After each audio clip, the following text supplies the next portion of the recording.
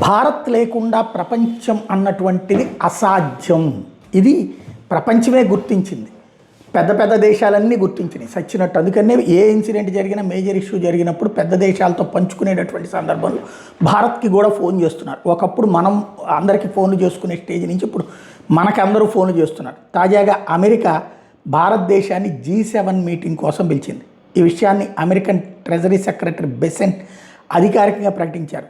Critical minerals, ఏవైతే rare earth minerals, critical minerals మీద G7 meeting జరగబోతుంది.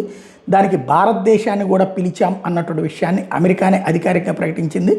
ప్రపంచవ్యాప్తంగా ఈ క్రిటికల్ మినరల్స్ని స్ట్రెంథన్ చేయడం, సప్లై చైన్స్ అన్నటువంటిది ఈ మీటింగ్ యొక్క ఉద్దేశం. లిథియం కావచ్చు, కోబాల్ట్ కావచ్చు, రేర్ ఎర్త్ మినరల్స్ కావచ్చు, ఇట్లాంటివన్నిటినీ కూడా గ్లోబల్ వైడ్గా చైనా మీద డిపెండెన్సీని తగ్గించడం కోసం ఈ మీటింగ్ జరుగుతోంది.